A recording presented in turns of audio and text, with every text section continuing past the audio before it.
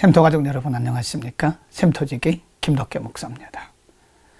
오늘은 마가복음 9장 14절부터 29절에 있는 말씀을 본문으로 말씀을 나누겠습니다.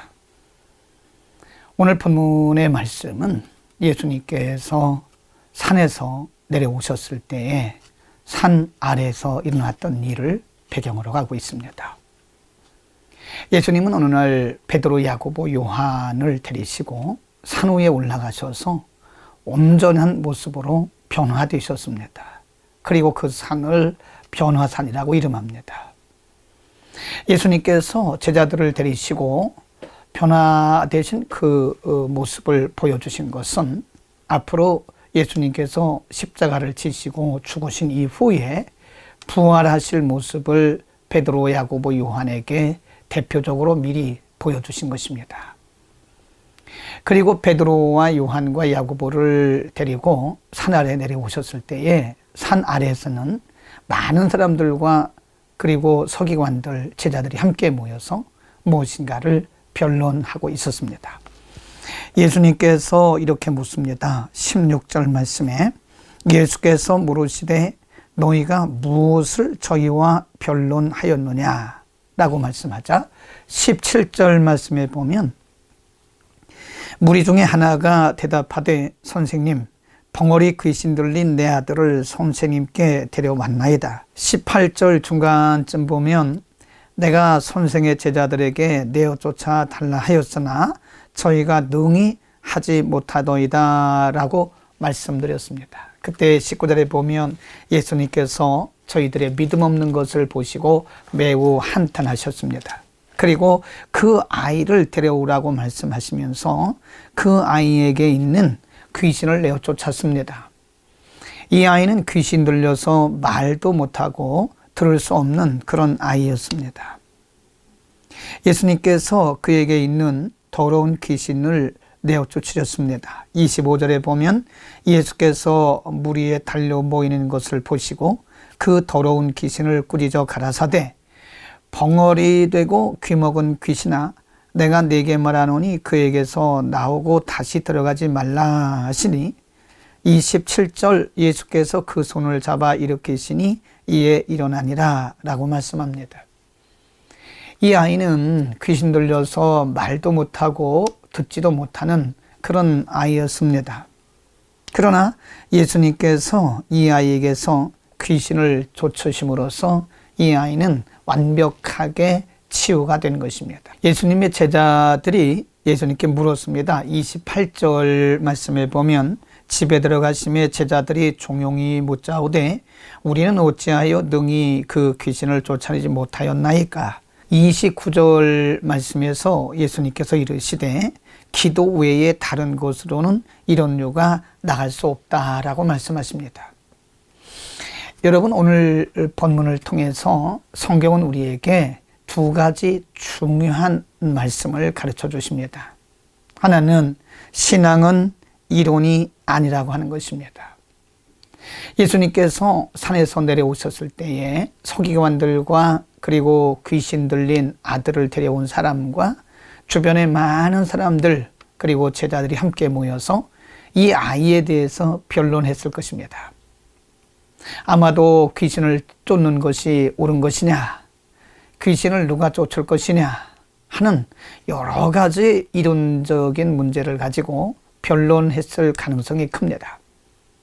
그러나 그들이 변론하는 동안에 귀신은 꿈쩍도 하지 않았습니다. 여러분 이것은 우리에게 무엇을 말씀해 줄까요? 신앙은 이론이나 변론이 아니라는 것입니다.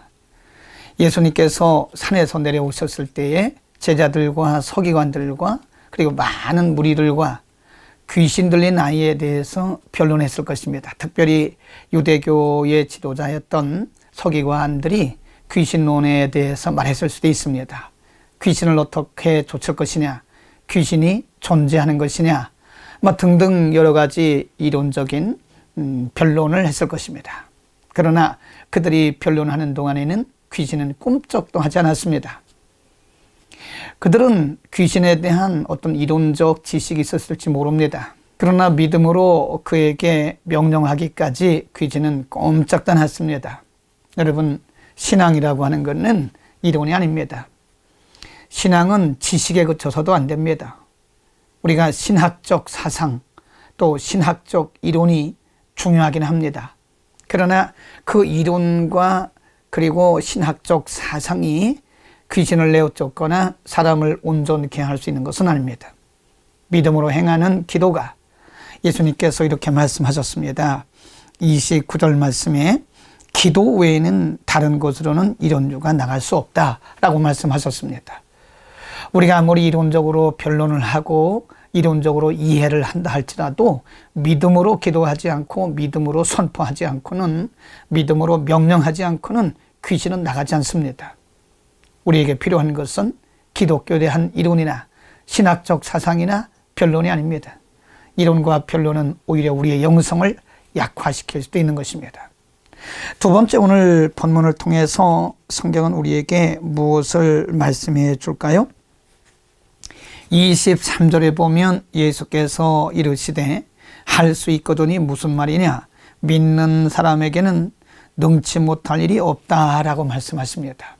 예수님께서 왜 이런 말씀을 하셨냐면 22절에 보면 귀신 들린 아들을 데리고 온 그 아비가 예수님께 이렇게 말합니다. 그러나 무엇을 하실 수 있거든 우리를 불쌍히 여겨 도와주옵소서라고 말할 때에 예수님께서 그렇게 말씀하신 것입니다. 할 수 있거든이 무슨 말이냐? 믿는 자에게는 능치 못함이 없다고 말씀하십니다. 할 수 있거든, 이 말은 의문사입니다.